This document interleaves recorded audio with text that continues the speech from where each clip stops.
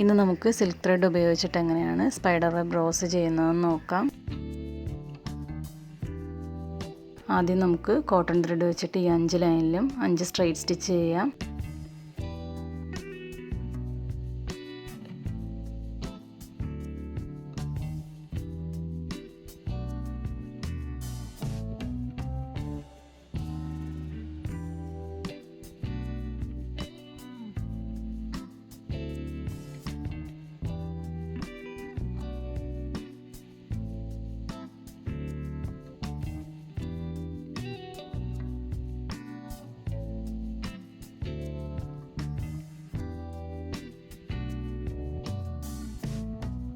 നമുക്കിനി silk thread ഉപയോഗിച്ചിട്ട് ഈ സ്റ്റിച്ച് ഫില്ല് ചെയ്യാം. ഇതിന് വേണ്ടിയിട്ട് 18 സ്ട്രാൻഡ്സിലാണ് ത്രെഡ് എടുക്കേണ്ടത്.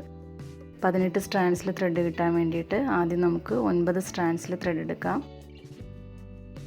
ഇനി നമുക്ക് ത്രെഡ് നീഡിലിൽ കോർത്തെടുക്കാം. ഇതിന് വേണ്ടിയിട്ട് നമുക്ക് നീഡിൽ ത്രെഡർ ഉപയോഗിക്കാം, അല്ലെങ്കിൽ കുറച്ച് ഫാബ്രിക് ഗ്ലൂ എടുത്തതിന് ശേഷം ഈ ത്രെഡിന് മുകളിൽ ഇങ്ങനെ ഒന്നാക്കി കൊടുക്കാം.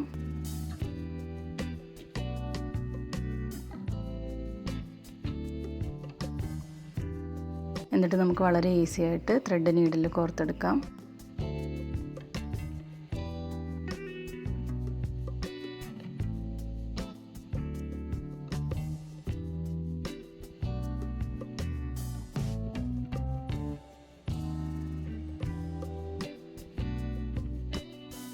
ത്രെഡ് കോർത്തിട്ട് ഒരുമിച്ച് ഇങ്ങനെ നോട്ടിടുമ്പോൾ നമുക്ക് 18 സ്ട്രാൻഡ്സ് കിട്ടും.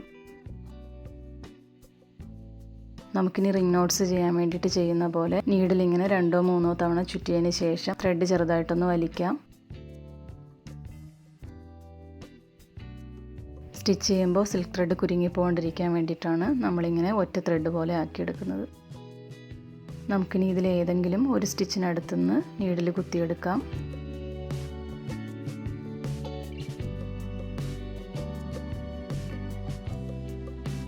എന്നിട്ട് നമുക്കിങ്ങനെ ഒന്നിടവിട്ടുള്ള സ്റ്റിച്ചിനകത്തുകൂടി ത്രെഡ് എടുക്കാം.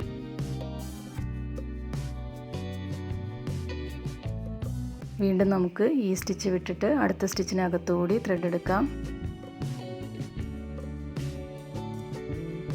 ഇങ്ങനെ നമുക്ക് ഒന്നിടവിട്ടുള്ള സ്റ്റിച്ചിനകത്തുകൂടി ത്രെഡ് എടുത്തിട്ട് ഇത് മുഴുവനും ഫില്ല് ചെയ്യാം.